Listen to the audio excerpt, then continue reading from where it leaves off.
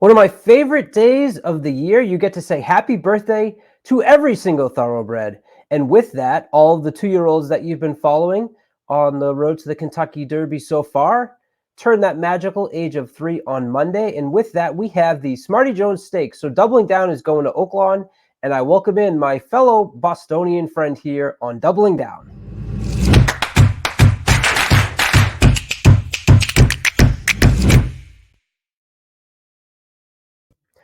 What's up, everybody? Colin Sheehan here, back on Doubling Down with my good friend. You all know him very well from here on Trust the Profits, Sean Patrick Nolan. What's happening, my friend? Happy holidays, happy New Year. Hey, buddy. Happy New Year, my man. Glad to be with you. Isn't it lovely? We get to wish all thoroughbreds happy birthday and be done with it. Yes, happy birthday to all the thoroughbreds out there. Now you're 3-year-old. This is the one, as Dan Fogelborg said, this is your time, the one moment to shine. You know, this is your chance of a lifetime. Exactly, a lifetime of chance. So it's always exciting. Exactly, and it's easy for you because you're the king on Twitter of wishing everybody a happy birthday. You keep track of it all, but with the horses, you just one bang and you're done. One day, one shoot, 1 minute, exactly. 12:01. Happy birthday, everybody, and it's done. Exactly. You're done. Wash your hands and look for the next jockey's happy birthday. So very easy. Exactly. Welcome to everybody. Maybe you're tuning in for this show for the first time. Thank you to the loyal supporters who are always back and so helpful. We do a daily double here on this show, putting together 2 races. We put together a ticket. Last time Sean was on this program, we did a couple turf races, and his tickets, it was a wash. So we're going to consider this your first shot on Doubling Down. Okay, it's like the real first maiden attempt. Exactly right. That's right. We'll forget what happened. I ran off in the post parade my first try. Now I'm actually making it into the gate. Exactly. That's it. And you have a great shot. We are going to go to Oaklawn Park for the Smarty Jones Stakes. It starts off with race 9, and that's where we're going to start for the 3-year-olds. It's so easy to talk about the 2-year-olds. They are now 3. And early speed, Sean, has really dominated a lot of the preps so far, except for Honor Marie, who's one of the ones that was able to close from off the pace. And I think you have a lot of early speed here in this race as well, except for maybe the 2 Catching Freedom. You mentioned that today, Friday, horses were winning that were on the front end at Oaklawn. So certainly a trend that you want to pay attention to, both not only because of Oaklawn, but also because of the prep races where a lot of these horses have been going to the front and have been handling it pretty well. Where did you go for your horse on top here to start us off? Okay, so for my first horse on top, I went with Gettysburg Address for Flavian Pratt and Brad Cox. I like this horse for a number of reasons. I'm going to throw out the last race. It was in the slop. It was in the street sense. The blinkers come back off. They tried the blinkers on in that race, and he ran a good race, but he was just headed and he just weakened a little bit. And then I think Brad said didn't like that move. He came from Ellis in the 6 furlong race. He came from off the pace. The blinkers may have had him a little bit too high strung, and I don't think that's the way he wants to run, especially with this race. Now, as you said, which is so true, they had $189,000 or $198,000 pick 5 today because everything was winning from the front. So obviously, maybe if that's the way the track's playing, maybe you have to change your thing. But I think Brad wants this horse a little bit off the pace rather than on the pace.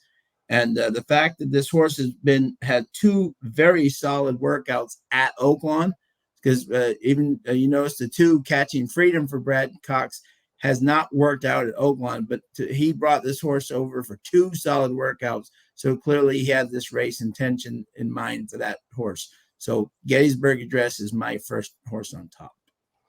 Yeah, certainly one that I think you go a lot of different ways here. And I went through it a couple times and said I kind of had a little bit of question marks for a lot of the horses, but nothing that was really nothing that really stood out so much that you'd had to immediately cross off a horse. I think the number 3 for the Steve Asmussen barn is pretty interesting. Actually, you know what? Let me start with Catching Freedom, because Catching Freedom to me was interesting. Florent Giroux rode Catching Freedom the first 2 times here over at Churchill Downs, right? Yes. I felt that it was interesting that Giroux staying at Fairgrounds on Monday to ride another Cox 3-year-old horse by the name of Impel. Yes. And I don't know if that's something to maybe look into. Would you consider that a negative for Catching Freedom if Giroux is racing at Fairgrounds on Monday for that horse? It all depends on like also who his other mounts are, and the fact that it's still for Brad Cox, I think, does speak volumes. And maybe this could even be who Brad wants to ride. What horses, but Christian Torres struggling a little bit early here at Oaklawn. He's 2 for 42. That's not really the way you want to start a meet. He was on fire down at Ellis and like other places, but in Churchill, but yeah, that's not really the start you want going out for your rider. But yeah, so I think that does say something, but I think the horse is still a talented horse and should not be thrown out, so I definitely worth using. Well, I threw him out. Did you? Okay, yeah. And that was my reasoning. I mean, if he beats me, I can understand why. This is a talented horse, but just the jockey move there had me a little concerned. I did look at the other mounts, nothing that I looked through like race by race, but nothing stood out. And I thought that maybe that 3-year-old who's unraced was the reason Giroux stayed. The 3 Laganos was the horse that I didn't really have as many question marks on.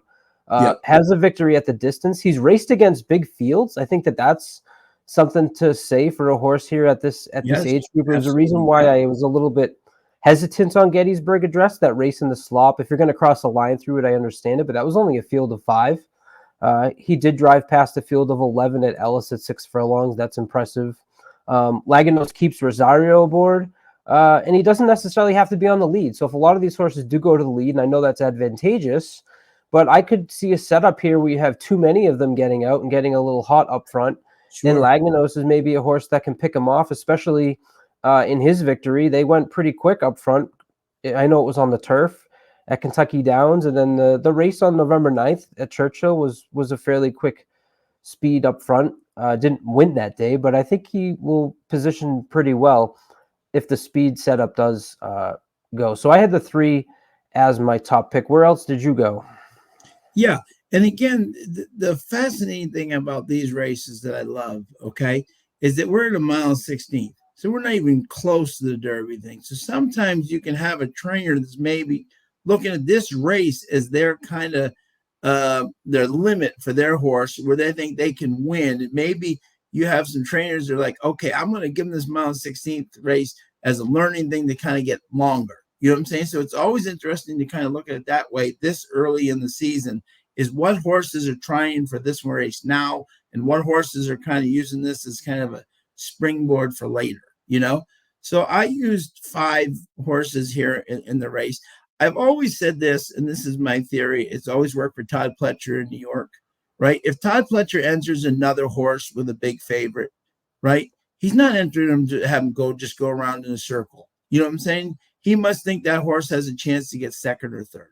You know what I'm saying? So the fact that Brad has brought 3 horses to this race, and the fact that Asmussen has 2, you know what I'm saying, shows that they're clearly trying to get these horses on the right path. You know what I'm saying? And I don't think if he had one extreme horse that he would put the other 2 in them this early to kind of get them. So what I did is I used the one Informed Patriot. I mean, obviously the duo of Ricardo Santana and Stephen Asmussen have won many big races together. They're 22% and 19% overall. So they won a lot of races. I thought this horse ran against Houdet, who I think could be a very good horse, in Bergen. So those are 2 quality horses that he ran against in a mile. Hard spun. I mean, he can go a mile and a quarter. So I don't think this extra distance is going to be a problem at all. So I definitely threw that horse in as a chance. Obviously, I threw Catching Freedom in, as you said, pointed out very much. Flo did not come to ride this horse, but sometimes even at this level, if you have a great horse, he can still do the job. And Parchment Party in First World War, I watched that race. He was very stymied. He was between 2 horses and he was stymied. And I think if he had a clear path, I think he would have been much further ahead. So his potential to me is great. As you said, you touched greatly on Joel and Stephen. I mean, what more do you need them with them? 20%, 23% overall. They've won so many big races together. I think Disarm is going to be a big horse for them this year, on the older thing. But Legos fits right there.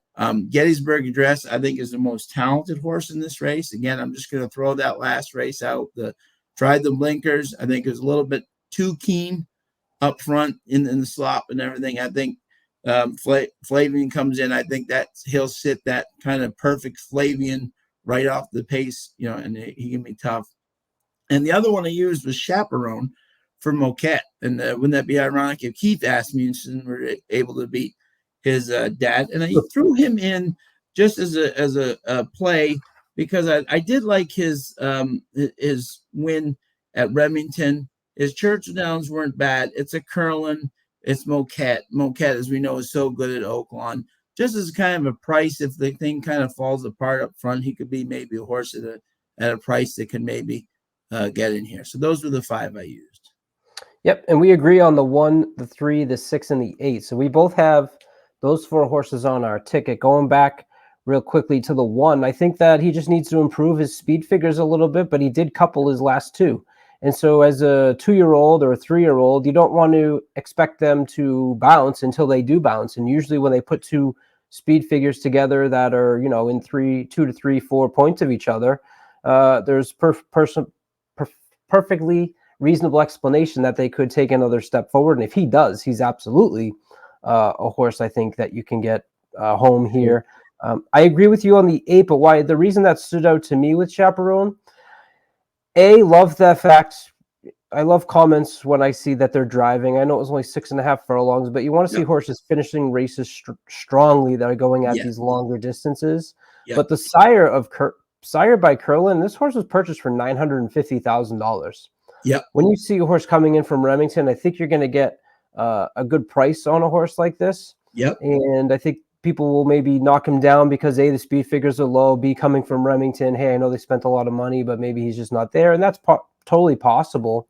But in looking for a price, I'm going to take a shot with Chaperone as well. The only other place where I went different from you is I'm going to give Fidget a chance, number 9 here. The Cox horse. Cox horse for Calumet Farm. They started this horse off on the turf, going 7.5 furlongs in a mile. Actually had a victory, broke the maiden at a mile, but the speed figures were light.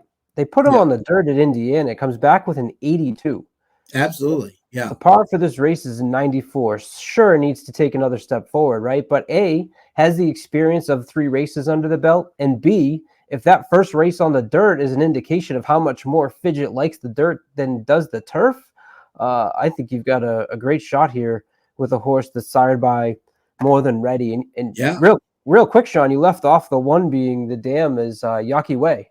Yes, absolutely. Exactly. The Fenway out of Grand Slam. Exactly. So it's a Shane Victorino. That's like a double play. That's right. That's right. For us Boston folks, the Yawkey Way is what is now called Jersey Street alongside Fenway Park. I always like to take a look at Prime Power, and I think what it shows us here, Sean, is on the right side, you got a lot of horses that are within that 10-point differential, and that speaks to exactly what we were saying, which is you could go a lot of different ways here. I ended up going with 5 because I have a single in my next leg, and I highlighted for you the fact that a lot of these horses are going to be on the front end. So we move on to leg 2, which is race 10 at Oaklawn. This is for New Year's Day. All these horses adding another year to the calendar for themselves. They're going 6 furlongs. This state bred maiden, $115,000 for Arkansas breds. Where did you end up here, Sean? And remember, none of these have won since last year, so they're all kind of struggling right now. Kidding. Exactly. No, I ended up with 2 horses here, my friend. I ended up with God's Country for Jamie Gonzalez and Emmanuel Esquivel.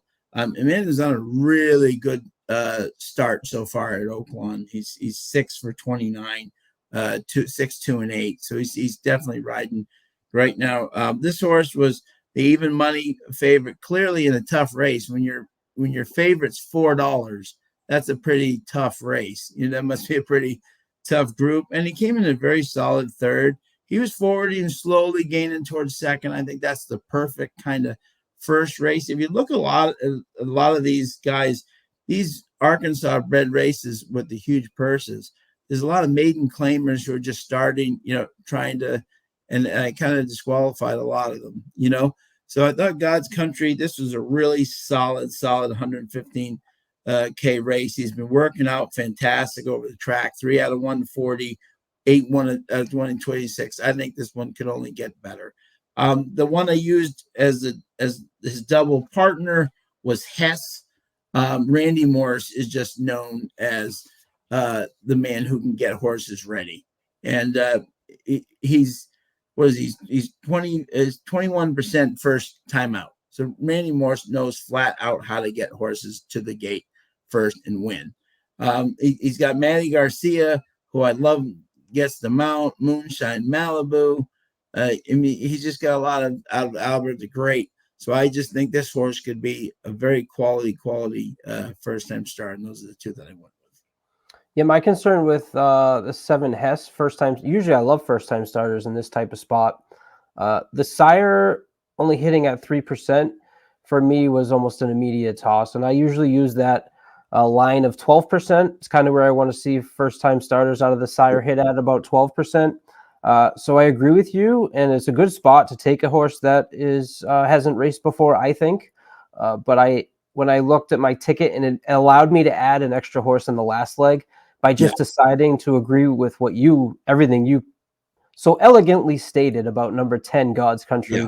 I went through this field, and just like you have a lot of horses that I think are better on the turf, such as the number 5 and the number 6, Money Strike. This horse has been running some on the turf. The other speed figures are just so light on some of these. I mean, 21s and 42s and maiden claimers. God's Country had a huge race at this same level. A big work where he was 3rd out of 140 at Oaklawn on December 23rd. To me, that just really stood out. And I went back through a second time. The 4 Bradford certainly piqued my interest. The fact that this horse really closed really well on that November 11th race at Churchill Downs in a maiden claimer. Got claimed out of that race, just missed by a head. You get Asmussen with his son aboard. That was the one that I was a little worried about putting on. And then the 2 as well. The 2 had actually been running at the state bred level here at Oaklawn Park at 6 furlongs and has put up some pretty consistent every other speed figures in the high 70s. So the 2 and the 4 were certainly ones that I was worried about. But I ultimately decided, give me an extra horse in the Smarty Jones so that I could use, if I just use God Countries here. Another thing, look what I highlighted in red, Sean. This is days off since their last race. Isn't that amazing? Look how many horses here are just coming in off of really long layoffs. Not a lot of them have a ton of early speed. So I feel like God's Country is hopefully going to be an okay single here for me in the second leg. Only 23 days, Right. Yep. He's in form. Yep. So there you have it. Here's our tickets for our $1 daily double at Oaklawn on New Year's Day. I'm going to go 1, 3, 6, 8, 9, single in God's Country in the second leg. Sean's going to go 1, 2, 3, 6, 8 with Hess and God's Country in the second leg. That'll be a $10 ticket as Sean looks to break his maiden here on Doubling Down. Absolutely. Thanks so much, Sean. What do you got coming up this week? Not much. Just New Year's, relaxing, enjoying, just watching some football, some racing, some just kicking off finishing the year strong, and then starting the new year off. And I definitely, for all your viewers and everybody, I hope you guys have a fabulous and healthy 2024 ahead. So everybody have a safe New Year's Eve and New Year's, and start your year out right. Absolutely no better way to start your new year right than both of us hitting on Doubling Down, which is certainly the possibility as our tickets help. All of that overlaps. So. Absolutely. A lot of people won't hear about that if we start off New Year's with a double on daily on Doubling Down. Thank you so much, everyone. Please let us know in the chat who you like in the Smarty Jones and for this daily double. We love to track what you guys are doing as well and cheer for you. And as you cheer us on as well, Sean, we'll see you at the lounge next week. And Definitely, until next sir. time, I'm Colin Sheehan. This is Doubling Down. Please like and subscribe.